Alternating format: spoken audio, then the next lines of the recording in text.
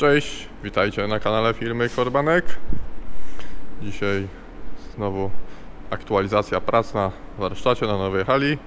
Zaczniemy od dwóch ładowarek Multi-One. To jest przygotowanie do sprzedaży, przeglądy P0, czyli to są ładowarki, które mają wykonywany taki przegląd po dostawie 11.6 i 5.3, czyli sprawdzamy wszystko po dostawie, czy się zgadza. Tu mamy klas Tucano, ale to do niego przejdziemy trochę później. Tutaj mamy cały czas tego kempera, co już wcześniej o nim mówiłem. Na razie czeka, nie jest pilny. Tu mamy przystawkę już na przegląd. To dopiero dzisiaj ją wprowadziliśmy na warsztat. Tu na tym stanowisku chłopaki zaczęli dzisiaj skręcać monosema. Tak wygląda początek składania siewnika. Sama rama, wszystko w kartonach. To wszystko trzeba poskładać. Zobaczcie, przewody, koła, znaczniki, to są sekcje, to wszystko tak przyjeżdża właśnie w kartonach. Jest turbina, przewody też.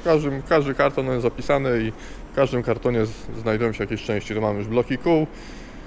No i najważniejsze, że wszystko trzeba robić w odpowiedniej kolejności, bo jeżeli którąś rzecz zamontujemy za szybko, to potem niestety trzeba ją zdemontować, bo nie idzie na przykład założyć czegoś innego. Tu mamy akurat siewniczek monosema 8-rzędowy do wydania. To już jest sprzedany. Dzisiaj tylko tutaj sprawdzamy, czy wszystko działa. Jest na isobusie. Mamy właśnie podłączony sterownik pod nasz agregat hydrauliczny. Sprawdzamy, czy wszystko działa. Rozkłada się, składa. I tak możecie zobaczyć.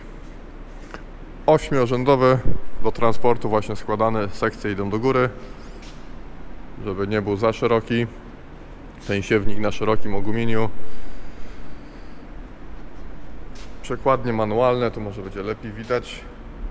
Nie są przekładnie na łańcuch, tylko przekładnia manualna, gdzie zmieniamy biegi. Jeżeli chcemy uzyskać jakiś tam żądany wysiew, obsadę. No i tu mamy 3 przekładnie. Mamy jedną, która napędza 4 dolne sekcje. No i potem mamy oddzielnie przekładnię na prawą stronę i oddzielnie na lewą stronę. Każdą tą przekładnię trzeba tak samo ustawić, żeby mieć ten sam wysiew na każdej jednej sekcji. Tu mamy Wejkora, to jest akurat też przegląd P0 robimy, czyli to będzie nasza oferta wolna na placu. Jak znajdzie się klient, ta ładowareczka, kopareczka będzie stała na placu i czekała na klienta. Tu jeszcze wejdziemy tylko na myjkę szybko. Wstawiliśmy sobie siewniczek, ten się też sprzedał, tu go umyjemy, bo on stał na placu. Ładowarki Multi-One. Wszechstronny pomocnik. Idealny wybór dla wielozadaniowych prac w ogrodzie.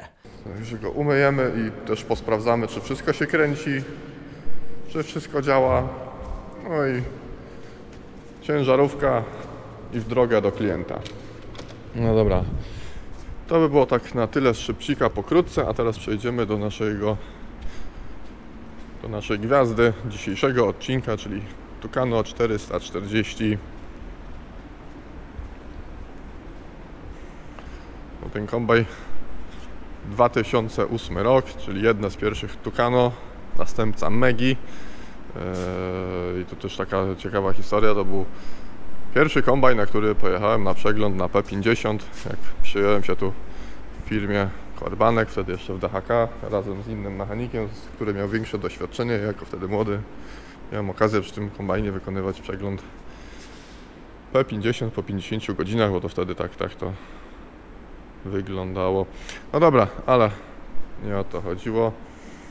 Kombajn do nas przyjechał na naprawę układu omłotowego i na ogólny taki przegląd. Jest po sezonie kukurydzianym. No i niestety klient podczas zbioru kukurydzy złapał coś dużego, nawet bardzo dużego, że tak tu jak widzicie klepisko wstępne jest ugięte i to dosyć mocno. Bęben wstępny, przyspieszacz też możecie zobaczyć. Tu w tym miejscu musiało to ciało obce wpaść. Niestety bęben, gdy jeszcze był założony na kombajnie, jak się nim zakręciło, to koła pasowe biły, więc on jest cały krzywy. Nie da się tego już zregenerować. Tak samo bęben główny mucący. Zobaczcie, tu tak samo jak na tym przyspieszaczu widać to wszystko, te uderzenie szło jedną stroną i tu też jest problem, ponieważ on też bije, jak był zamontowany na kombajnie, było widać, że on bije i teraz do wymiany są cepy, wał, no i kilka gwiazd też widać, że jest skrzywione, no i niestety to praktycznie jakby to miał regenerować, to wyjdzie taniej i rozsądniej kupić nowy bęben mucący, tym bardziej, że widać tu już klient coś sam grzebał, to jest to jakaś tulejka wspawana, więc tu było też coś już robione. Klepisko główne, tu zobaczcie, przyłożyłem akurat poziomicę, baserwagę, u nas się na to mówi, no też jest na tyle wygięte, że praktycznie dyskwalifikuje je do dalszego użytkowania i do prostowania też będzie musiało być niestety nowe. Tu w przenośniku pochyłym, nie wiem czy to będzie na filmie widać, ja wezmę może latareczkę.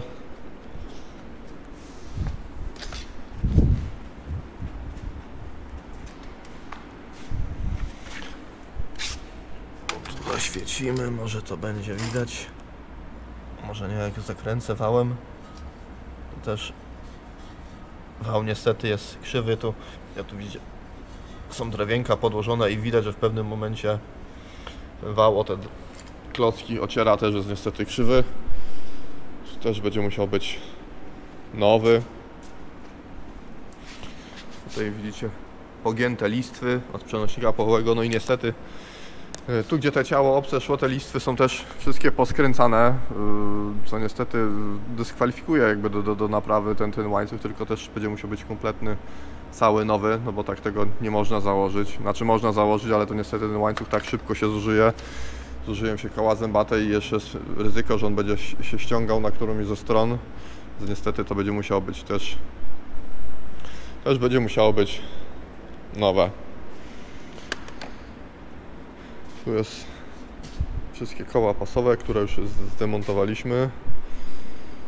Tu też nie wiemy dlaczego, ale tu jest sprzęgło od załączania adapteru.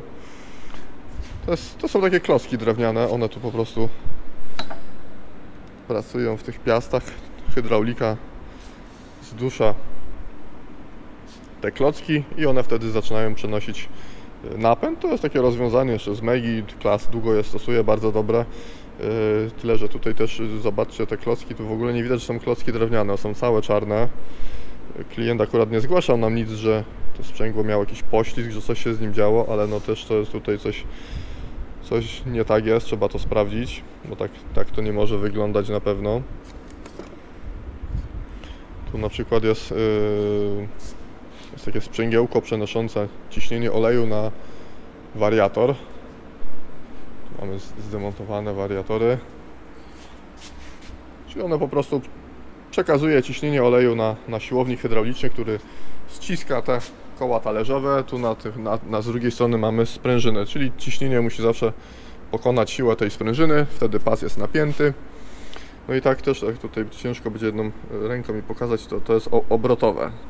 Czyli jak mamy to wkręcone akurat w ten tu bęben, koło pasowe, no to ten element się kręci, a ten stoi w miejscu, no bo musi to przekazywać napęd. Tu są dwa łożyska 60-0-0-0. No i niestety tym nie idzie przekręcić.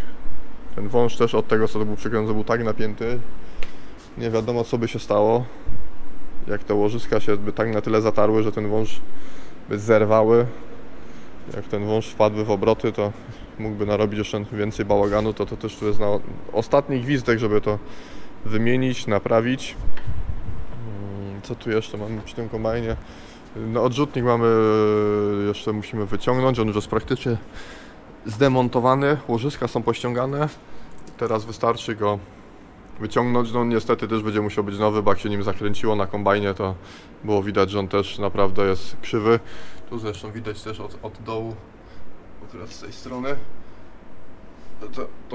to coś co wpadło, to cały czas szło jedną stroną i po kolei uszkadzało każdy element. I tak jak widzicie, tutaj bęben wstępny, bęben główny, one tu są wyciągane do przodu, musi być ściągnięty przenośnik pochyły gardziel, a odrzutnik mamy tutaj jest przykręcony do ściany, odkręcamy wszystkie śruby, ściągamy te koła pasowe, co są z tej strony i on musi być wyciągnięty w tę stronę właśnie. Od rolnictwa do przemysłu ciężkiego. Ładowarka teleskopowa Farezin to synonim wszechstronnej siły i niezawodności. No niestety będzie tutaj trochę kosztowała ta naprawa, bo sam bęben wstępny to jest tam plus minus około 30 000 netto. Bęben główny to jest jakieś chyba 22-24 tysiące netto. Tylko to jeszcze nawet nie wiem, czy on jest wtedy chyba bez blach. To jest sam bęben mucący z cepami, czyli jeszcze dojdą blachy, ale to nie jestem też pewny. No, klepisko to jest chyba około 14 000. No ale tu jeszcze dojdą odrzutnik, bęben prowadzący na przenośniku pochyłym, łańcuchy.